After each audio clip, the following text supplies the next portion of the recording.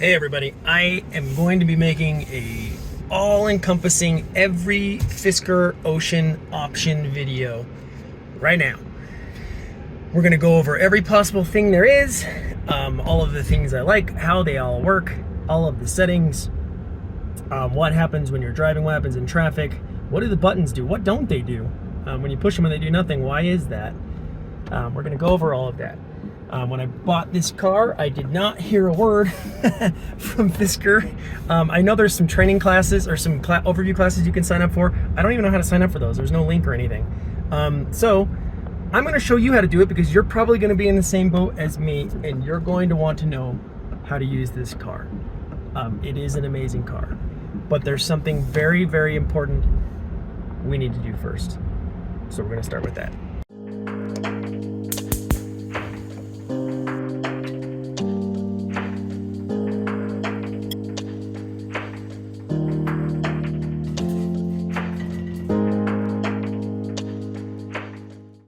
Now that we did that very important thing, let's try the taco card out.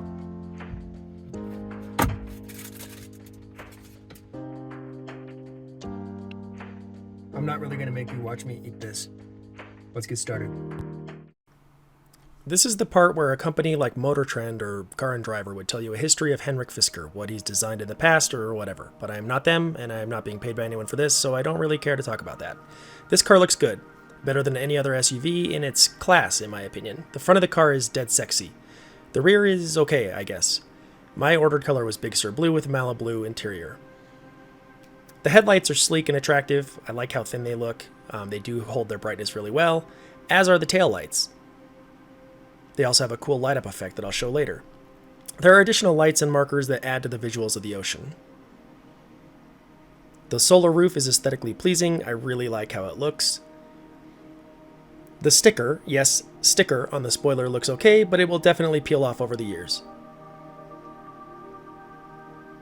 Which is okay because there are enough logos all over the vehicle to remind everyone what it is. I'm satisfied with the seat designs, both front and back, though I wish the front seats had adjustable lumbar support. They don't. The steering wheel and front console are simplistic. There have been multiple complaints about the thickness of the steering wheel. I just have long pianist fingers or something, so this didn't bother me. I think it feels great.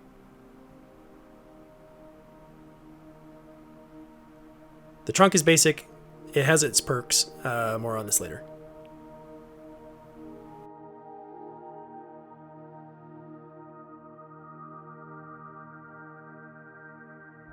For the steering wheel, you've got voice control, voice command, phone call, your left and right. This is going to get you through songs. This is going to change your channels if you're on listening to the radio, things like that. You've got volume control here. If you push this in, it will actually mute it. I'm not going to unmute it because something might be playing. On this side, you've got the one thing you're going to notice that works. None of these three buttons will do anything when the car is not moving. This button will change the mode of the car. So if I push this, I'm going from fun, hyper, earth, right? Earth I think is by default. This is your cruise control, and this will only happen if you're going a speed that would use cruise control. So me sitting here, nothing happens, right? I believe this one is for collision detection. It doesn't do anything when I do it, and maybe I've tried driving and doing it. It doesn't do anything. It might actually be a setting on the panel that adjusts this, and I believe this is lane departure warning, or I don't know. It doesn't work either, and I can't get anything to correlate with anything in the map. I'll try and figure it out before I publish this. Also on the steering wheel, you've got your left stick. This is going to be your windshield wipers, right, to turn those on or off. You can pull it to spray, just like a typical car. You can push it for flash, if you want to flash someone. And your turn signal, obviously. On the other side, you've got your shifter. So park, drive, reverse, and neutral. And when you push that button that you see here, this one, that will push the car into park. Now that's also right here. There's another little button right here for park. Down here on this section, you've got your lights. I believe you can just turn them on with this. You can push this until it sets to auto. So like at nighttime, it'll just automatically turn on. You don't have to worry about doing anything with it. Up here on your dash, you've got kind of your heads-up display. It's not a heads-up display, obviously. You've got your distance that you've got left, your battery, the current mode you're in, of course that's park. I've got a door open, seatbelt's off, and your parking thing's on. You're gonna see a whole string of different things on here. Let me see if I can get it to do it. Press park right over here. Nope, it's not gonna do it. Basically, you have a whole string of things that are gonna pop up here and show you every kind of warning. There's multiple things that can show up on this. Basically, any kind of indication that something's wrong, something's not working, a camera's not working, all of those kind of things will all appear right there.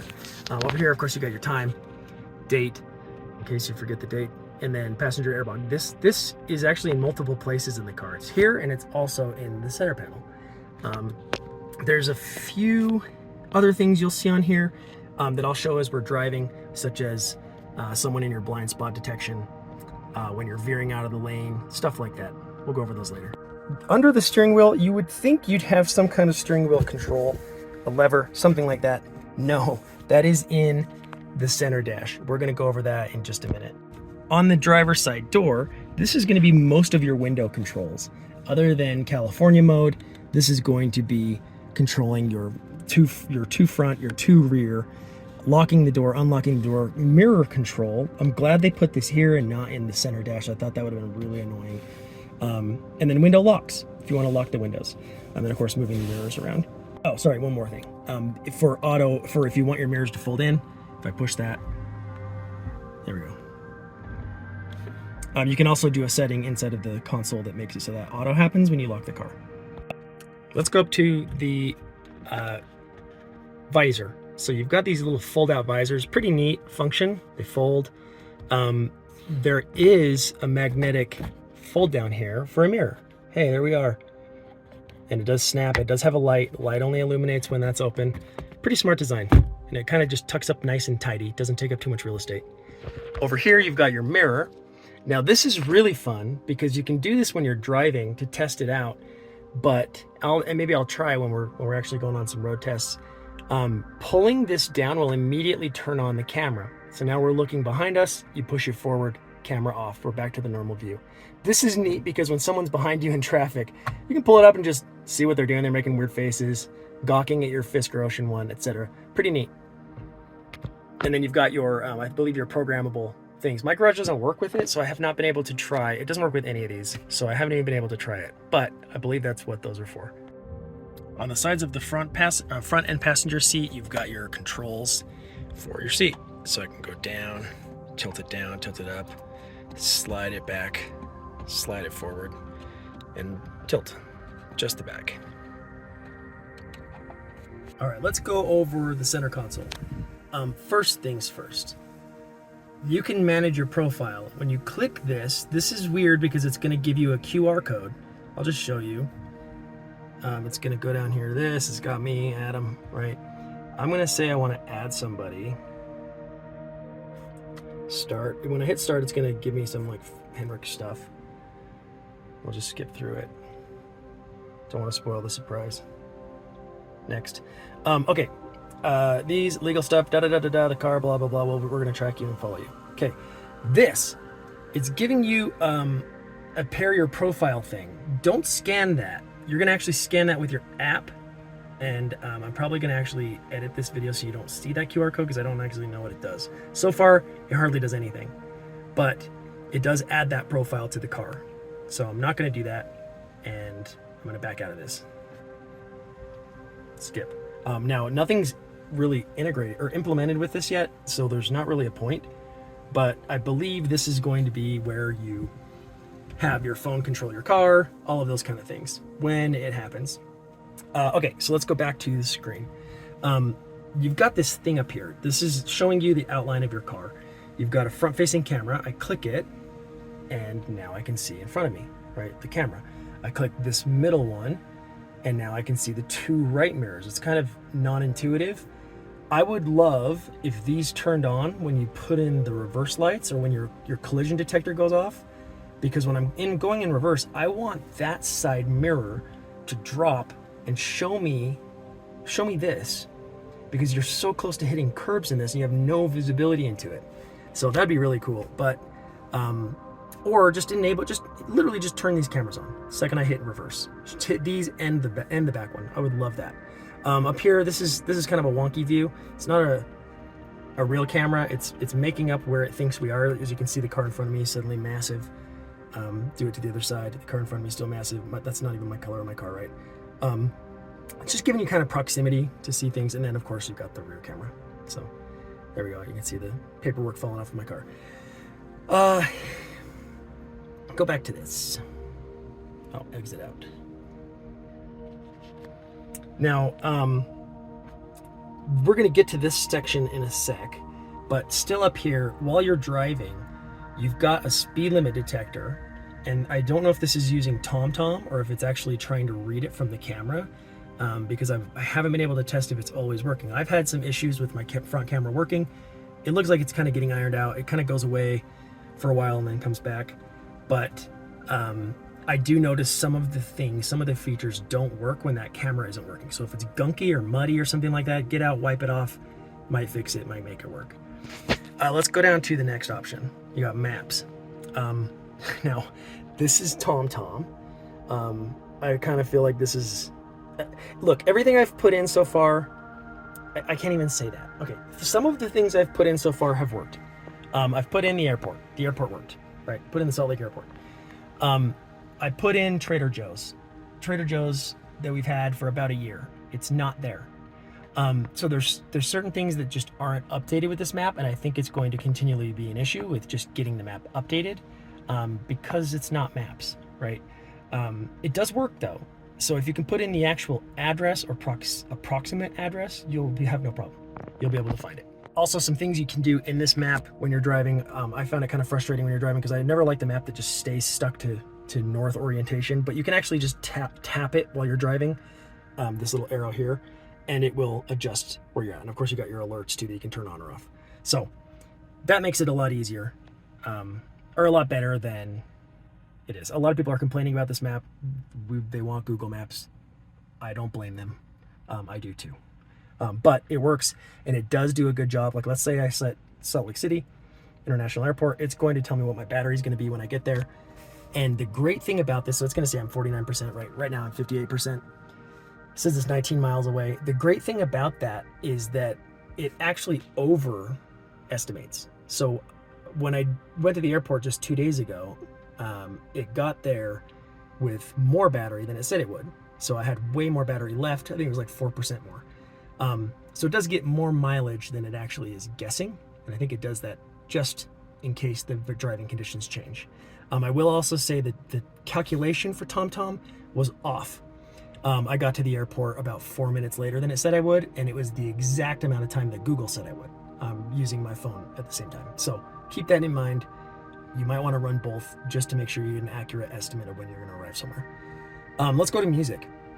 Now, this is one of the greatest things so far about this car, is getting music to play really easily, really seamlessly. As you approach the car, the second you open that door, your music's back. And some cars that I've had can take just forever for things like Spotify to boot up. Now, Spotify in this was really, really seamless connection. I literally just went to my Spotify thing, hit add device, it loaded it, or it gave me a QR code. I scanned it on my actual Spotify account under add devices, boom, done. And since we have an internet connection with this car, up here you can see 4G, it's done. And it just works. Anytime I get in the car, Spotify works. Awesome stuff. I'm not going to play it. I don't want to get some kind of licensing issue. But you get the idea. It works great. I have no doubt that these other apps will also work great.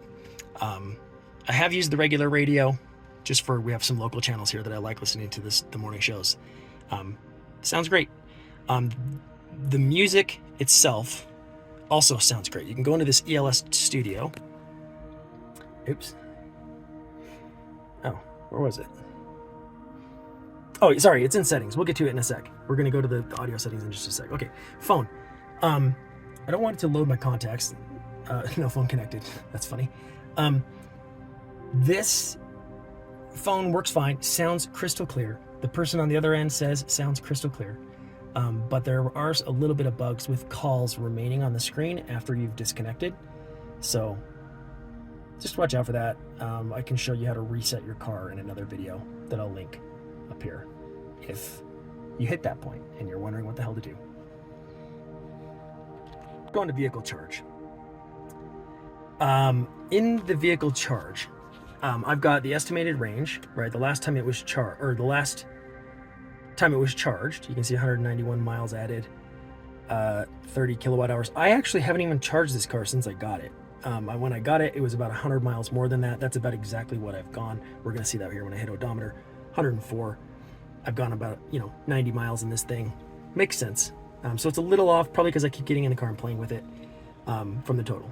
Battery saver. This, if you want to see how it says extend your battery life by limiting the charging to 80%. You can set this to 80, so when you put in your plug, you're not capping the battery. Apparently what they're alluding to is that the batteries start to suffer from deprecation as they get fully charged. I'm not sure how that all works, but that's what it says. I'm going to trust them. Max charging current, 32 amp. Don't know how that's going to alter when I go to like a fast charger. I literally have not even charged this yet. Haven't needed to. Going into the fans, it is very hot here right now. I say that 84, but it's heating up. This will turn everything on. And now when I turn this on, it's going to be a little hard to hear me. So I'm going to have to scoot this back a little bit. Okay, here we go. Fans are turning on. Apologies for the noise if there's noise. How you change the actual vents in this is not manually. There's no manual way to do this. So you come in here to this screen, this little fan right here, and you can rotate them like this. And what you're doing is you're basically saying where you want the air to go. Right, so I'm going to guess, yeah, I want that to go kind of like towards my face. Same thing with these. You can set if you want just the upper, if you want the upper and lower, things like that. Now this is your heated steering wheel. Shouldn't need this in 84 degrees, but that's where it is. Tap it, boom, your steering wheel's heating up. Going down to these are also your seat warmers. Exact same thing as the steering wheel. You tap it, you can set the level of 1 to 3. How hot do you want it? And same with the back seats. This is your trunk lock, and I don't know why it's in the fan. No idea, but that locks it so no one can just walk up and push the button on the trunk. So, interesting spot for it, but it works. Sync is if you want both of these physical buttons to do the same temperature. I'll show you. I'll push sync, and now I go down here to this, and they're the same. I uncheck it, uncheck it, and it goes away when I want this one, say, to be warmer, right? This screen here is also touch. You can do things like defrost or defog just by tapping it. You can sync by tapping on this, right? Instantly synced. So kind of neat that they added that. This is, of course, your temperature control. This is your fan speed, your music volume. If this passenger is like, turn this crap off, it's too loud. And here's your screen rotation. I'm not even going to do that. There's not much to show other than YouTube and videos. But you've seen multiple things talking about it, showing it. It's okay, I guess. Going into settings, there's a lot to go through here. Okay, in general, I mentioned earlier that your steering wheel doesn't have any physical knobs or anything to adjust it. This is how you adjust it. So you do this, you enable this, and you can basically set a thing for the current driver profile. So like say your spouse, friend, whatever, has a different setup that they like. Well, you can adjust it using these arrows and that up and down scrolling thing and set it to how you want it. So I come over here to this, see how it moves. See how it moves in and out. I want it to be out a little bit more. Maybe down. I like the view. We'll go right there. And then that saves. So it saves it to your profile. Done.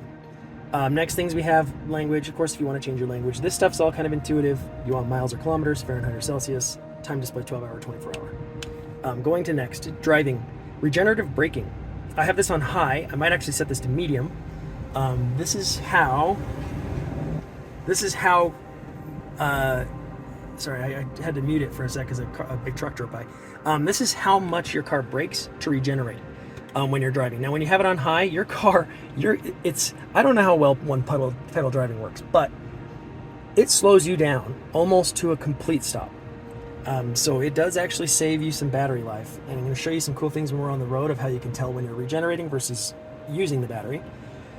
Boost, you've got your 500 allotment. As you can see, I haven't used any. I have had no need to use any of these. This car is plenty fast. Even in just fun mode, this thing hauls ass. But that's how you hit it. Boost, you hit driving, boom, and then embarrass yourself out on the road, endangering everyone. Audio. Okay, here we go. This is where we were talking about how the things you can do to this audio. This audio sounds good. Great, yes, for audio that comes with the vehicle, it does sound great. Is it a $5,000 aftermarket stereo? No, because you're not full of huge subwoofers. It does have a good punch, though. As you come in here and you play with the stuff, change some of these things around. You can set a custom too. So if you have your favorite jams that you like to listen to with maybe super heavy bass, come in here and turn it on. Hit your custom. You can also adjust things from the driver's perspective. So like things in the driver's area, I believe is how that works. Oh, let's do this DJX 3D surround. And it also, I've noticed that messing with this stuff does adjust it for everything. It's not just music. It's like you're watching YouTube. I watched Family Guy in here the other day. Completely changed it. So very neat customization behind all of the audio that you have for all of the car, right? Showing the zones, things like that. Okay, now we're gonna go to connectivity. Bluetooth obviously on. We're looking at my Pixel. We're looking at my other phone. You can create a Wi-Fi hotspot. Let's say your phone doesn't have connection, but the Fisker does, right? You can see that up here. You can create a hotspot and join it and use internet from the Fisker. Don't know how much, don't know the speeds, how much you're going to be, if you're going to get throttled, any of that kind of stuff, but it's pretty neat. Display, I love that they started it in dark mode and that they have dark mode. I've turned on light and it's like blinding. Like who would want that? Anyway, here's your driver brightness. If you want the display to be bright, if you want the central touchscreen, the driver display is of course this one. If you want this thing to be bright, I just have automatic set. So obviously we're in the daytime, so it's going to be as bright as it can be. Lighting. This is for the delay for getting out of the car. If you want any kind of delay, it's pretty neat. I'll show you some stuff of how that looks when it is dark. The way it kind of projects light and lights up around you when it's first unlocked. Daytime running lights, enable, disabled. I'm actually going to enable those. Interior lighting, same thing as this. If you want that light to have a delay in turning off. So like you get out of the car, you want to like make sure you're not forgetting your pasta on the floor, something like that. Safety. This is where you start getting into all of these options that I'm not going to mess with, but things like detection range, for brake intervention, safety. Let's go back. Lane departure. This works really well. I actually thought I had the audible alert on. Steering intervention provides an audible alert. Yeah, I thought I had this on. It was on. I've literally recorded it beeping, so that's strange that it turned off. But the lane departure, oh, that's just lane assist. That's not blind spot. Never mind, I'm thinking of blind spot. Yeah, this is the one I have on. I don't want lane. I don't want that on. That'd be annoying. Okay, so lane departure, there's different things that will also light up here when you're triggering those. I'm going to show videos of all that. Blind spot detection.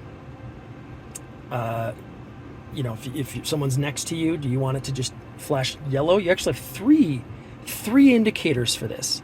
And I said detect objects early because I like to catch people that are speeding around you. But this is actually going to show you on this screen in yellow if someone's coming up behind you, and it shows an arrow for how fast they're going compared to you. It also is going to show you right here on your mirror, so it'll show you here, and then it will also give you an audible alert if that's what you want. All right, driver attention warning. This is going to be if you're distracted. I've actually triggered this messing with something. I can't remember what I did. I have it on.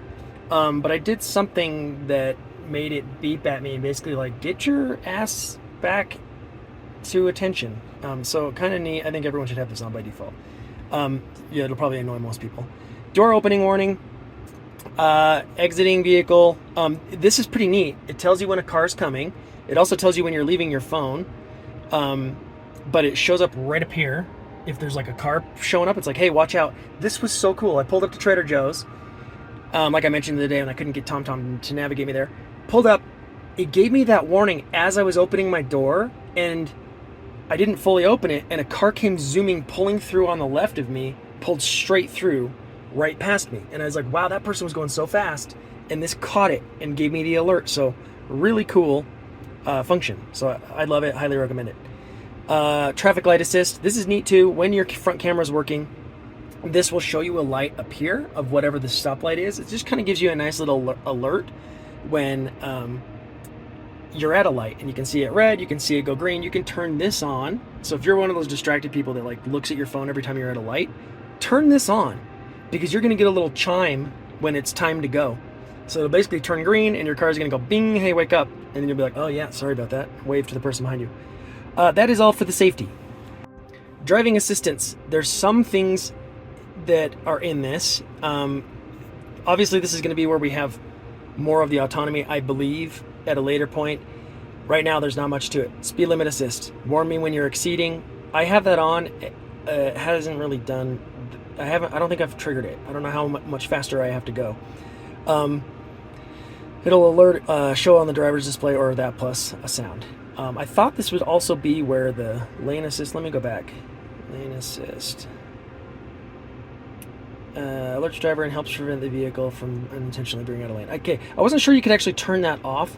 This does steer you right back into the lane. I'm going to show that in a video, or in the same video a little bit later. Let's go to doors and mirrors. Auto fold when you lock the car. That's the only thing you have right now. This reset to full height thing, it gives you functions, kind of a short key for how to make that tailgate go to a level you like. So if it's too tall for you, you can't reach up and touch the button, you can mess with it here. Profile, this is just my profile stuff that I showed earlier about adding your profile. Software, available software updates. I don't have any, but you can click on that. You'll see all of the latest versions and what came in it. Vehicle and service, here's me. I'm number 196. The welcome from Henrik. Your owner's manual, you can get right to this here. And then this is a service thing if you want to open the front hood. You need to go click this to on, and it'll help with it. Reset tire pressure. Now the funny thing is, I can reset the tire pressure here. I can't see the tire pressure. I have no idea what the tire pressure is in this car. We went through every function, every option. It's not here. So I don't know why. It seems a little weird. All right, let's look at other things in the car. These are chargers. You put your phone here, it'll instantly start charging. It's also really neat because as you're getting out of the car, if you leave your phone here, you get a little head-up display here that's like, hey, you're forgetting your phone. And it gives you a notification. So like it kind of makes a chime, bing, hey, you're forgetting your phone. You look down, oh, sure as shit, there's my phone. Really cool. These cup holders are a little small, but they work. I have a big Stanley water bottle and it fits in a little tight, but it fits. You got your center dash thing here with your taco tray. Not much else to it. You've got a USB-C and a USB in there. There is no glove box. Instead, you have a pop-out tray for apparently for working on or for eating tacos. They love tacos in this car. And then under each of the seats is this little compartment that opens like that. That's all it is. Each side has it. It doesn't lock. It just kind of clicks closed. It locks in the sense that you can turn this. Let's go over the buttons up here. This is how you control your sunroof, your California mode, and the rear window. If you have just see paddle boards and you want to roll down that back window, it's this button. Oops, right there. Your California mode, that's it. California mode. It looks like a sunshine with the Fisker logo. And then if you want just the sunroof opened, the more you click this, the further it opens. It opens by default just a little bit. Push it again, it's going to open up past the people behind you. Push it even further than that, and it opens the full way. Now, these are your lights for brightness. You can see it's kind of dim and bright. That's all it is. You want to change the brightness or turn the lights off entirely. There you go. Or turn them on entirely. This is your hazard button. This is really hard to see. In fact, I don't know if my camera's even going to pick it up, but that is SOS. You push that if you get in a wreck, it pops this open. There's a little button in there you can push. It's basically like help I've wrecked. It's your lifeline. In the back seat, you've got vents and these two little USB-C pop downs. Nice that they put those in here. These don't do anything. Thought they might open or something, they don't. You've got hooks for anything like a grocery bag. Test that right here with this one. There you go. It's all tangled. You get the idea. Right here, you've got your limousine mode. You pull down this middle section. And there you go. It's currently off. There you go. Person in the back seat can control things like their recline, their temperature. There's also a button here to control recline for the back seat passengers. See how it lays back? Pretty neat. Now for the trunk, this is kind of a hidden spot, but you actually open the trunk with this button right under right by your license plate, right next to the camera. So you just push that once. And here you go. To close it, you're going to push this one. This is where I was mentioning if you're not tall enough, you're going to need to lower the height on this to push it. Inside the trunk, several things that I really like about this. I've heard some complaints about it being a little bit small. I think it's a decent size. This folds up, and underneath this, you have a little slot to place it. There's a little bit of space here, right? I'm thinking things like charging cables and things you might need for when you're out will go here. But see these hooks? These hooks are for grocery bags, right? So let's say you've got stuff in here, there's apples and whatever else. When you're driving around, you don't want that shit flying all over the place. So you got nice little hooks here to help kind of keep them in place. I love this. I love this idea. Over here, you've got your 120 volt, depending on where you're at, I guess. I'm not really sure. But regular power plug, and then your cigarette lighter. This, if you have it, this is your power hitch. I don't have it.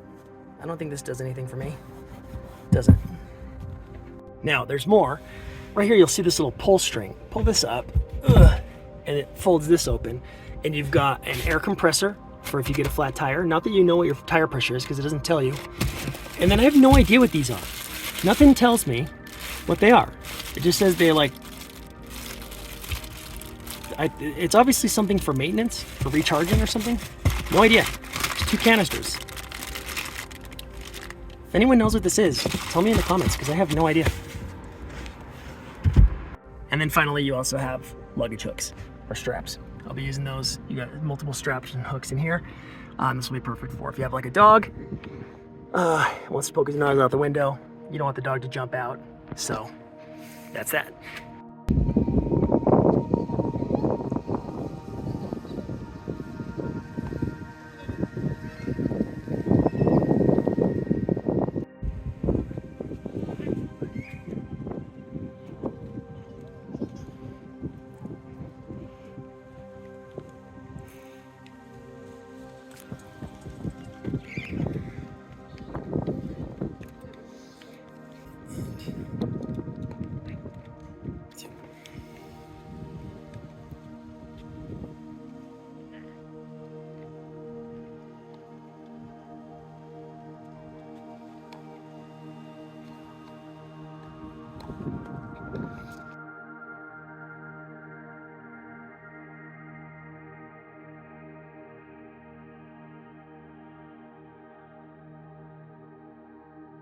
All right, something I have not seen anyone do yet is measurements. Like, how big is this seat? Now, I'm pretty comfortable in this seat, but let's see how big it is. What is that? About 20 inches wide. 20 and a half inches deep. And how about for the wings? Yeah, about 20. So 20. Got a 20-inch seat here. Height's all going to be okay because you can change the height. Actually, you can't. Let's see how tall this is. 34 inches tall. When seated, my knees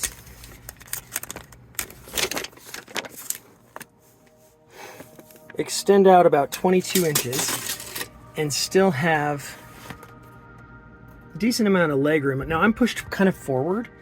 I like to be kind of snug, but look, I still have, I mean, that's to that, 1.5 inches. But when I'm driving, it's gonna be more down here, probably like 3 inches or so of leg room. Now across the entire back seat, you've got about 48 inches. 48 inches across the entire back seat. Now here, let's test the legroom back here. I am 6'3", and I've got 4 inches of knee room, both sitting in the back seat as a 6'3" person, and based on the settings of a 6'3" person sitting in the front seat. Plenty of room back here. Let's check my headroom. All right, this is a little more snug. Now, I'm not touching anything, but moving around my head, I've got like a couple inches. I'm wearing this poofy hat. Seems like my head's not hitting anything. My wife has already hit her head getting in here. She's only 5'9", but not in the back seat. It was the front seat. So watch your head when you're getting in. All right, trunk space.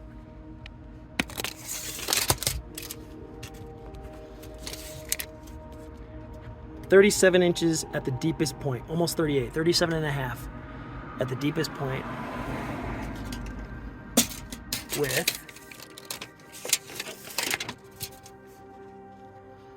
41 inches at the most narrow point. Now I say that just because the thinking of the things you can put in here, they're going to be about that length. I'm going to fold these down and see how much more room we get. Now to fold these seats down, literally just pop this button right here. There we go. Now let's test this room. All right, until it hits this seat, I'm touching that seat up there, I've got 71 inches, but this is gonna close, so probably like 70 inches. You're gonna fit something that's 70 inches long in here without using the window to extend out the window.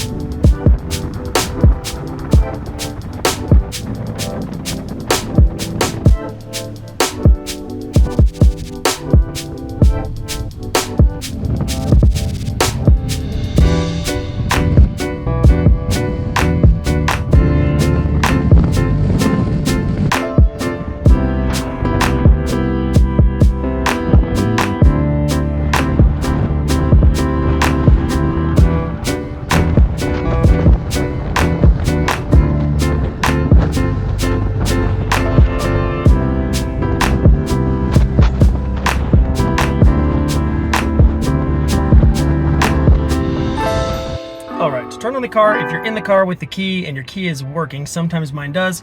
Sometimes I have to do this NFC thing right here, put my key here. When it works, you just push the brake and it will say ready.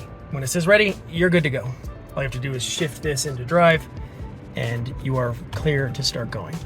Now, I just realized I'm doing this as school just got out in my neighborhood. So this will be kind of busy traffic, so let's hope I don't run into someone.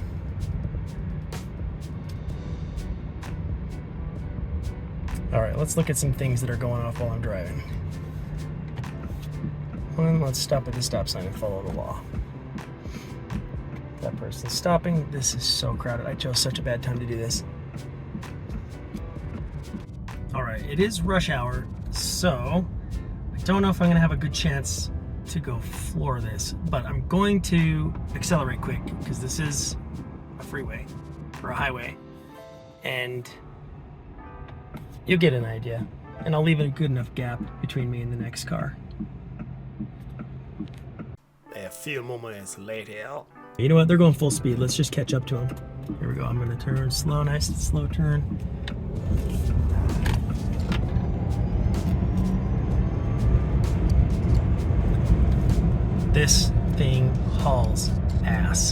Now seems like a good time to show it. I am stopped at this light. There's a slight hill. If I let off my brakes, I will slowly roll backwards. It's only when you're really on a hill, and it's not that noticeable. Not that noticeable, especially if you're used to like a manual transmission, but a little odd that it doesn't do an auto hold. So just a heads up in case you see that. Oh, one other option. When you're just sitting, or maybe you'll in drive, you can tap this little round logo thing. One's a panoramic view, one's a like round thing. It's gonna show you your perimeter around the car. So turn that on. You got 3D surround. It's taking all of the different cameras we have and it's creating an image around the car for it. A little distorted, like when you look up here.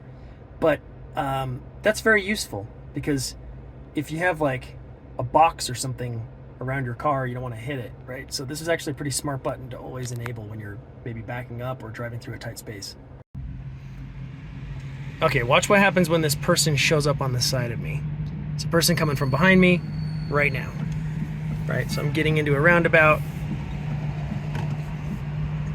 It doesn't know how to read roundabouts. Oh, there it goes. So it did that little yellow indicator. I'm not really in my blind spot though, so that's not really helpful. Let's go this way.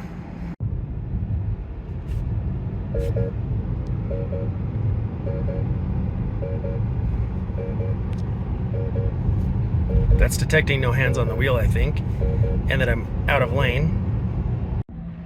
Okay. Approaching this light here, you're gonna see that indicator. There you go. Red light.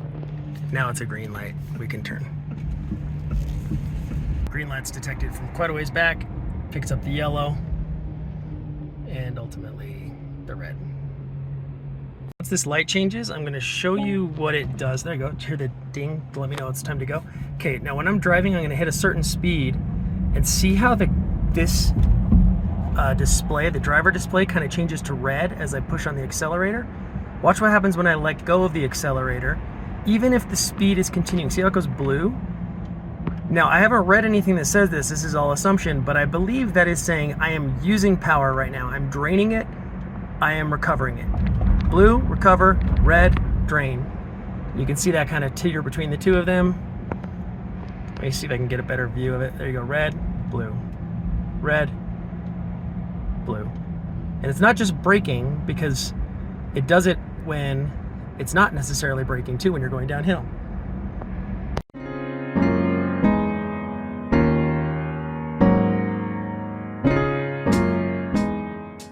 One last thing to show, and this is the most embarrassing part for me, and that's because it's in my dirty garage, but that is charging.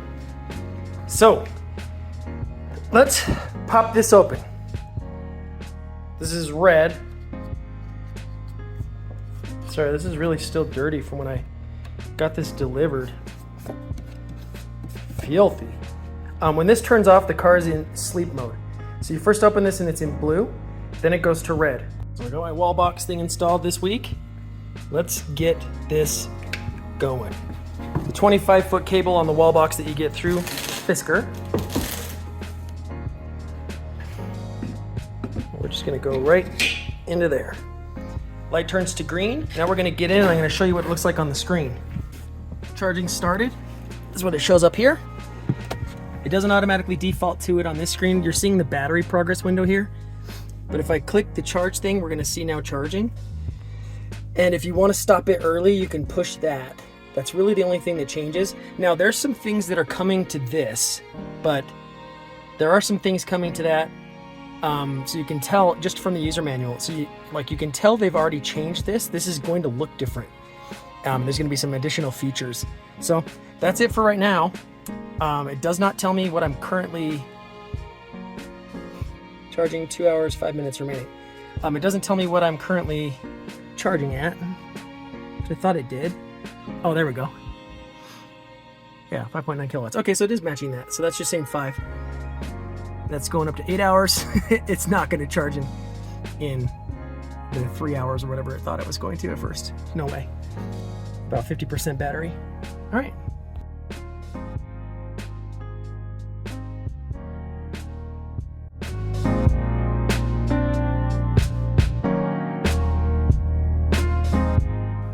There are so many other things to still show you in this. Trunks, operation, all of the different cameras hidden throughout the car. what they point at, all those other features, little things like this closing collapsible cargo cover in the trunk.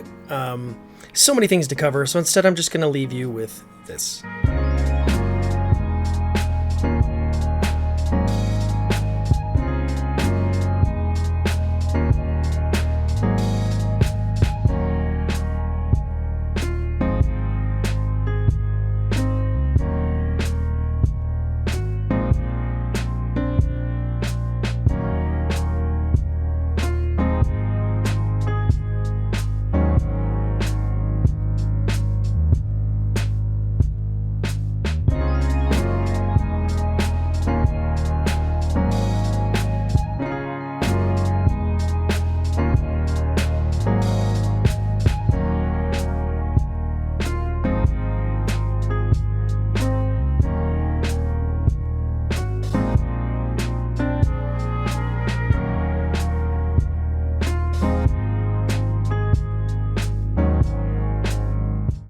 In closing, this is an awesome car.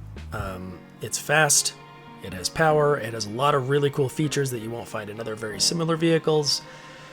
There are some things to work out. The key still doesn't work right for me. My delivery was really bad. It showed up just completely filthy. Some things I think are kind of irreversible. I've got another video on that. You can find that linked up above. But Fisker's kind of hard to reach on any of these problems, and that's doesn't sit well for a brand new car, but I still have confidence in this kind of turning out for the better. It is great. Hard part is done. Now they just need to amp up their customer service and start finding ways to make things right. As I was making this video, I actually found out that some things didn't actually even show up with my car. The trailer hitch, it's not there. You know, the floor mats, I'm not actually even sure if they're right, and my key still doesn't work. I feel like down the road, however, this is going to be a really solid purchase. 2024, I hope everything works seamlessly and people end up with a really nice, affordable, awesome SUV. Thank you so much for watching this. This is 45 plus minutes long. If you're still here watching at this point, thank you so much. If you like this video, let me know. If you don't like this video, I don't care to know. Thanks again. Take care. Oh, stay tuned as well, because I do have more videos that I'm going to be releasing with my extensive 4-day knowledge of this car for things like getting stuck in your car, how to reset your monitor, all of those kind of things. They won't be 45 minutes long. Much easier to watch.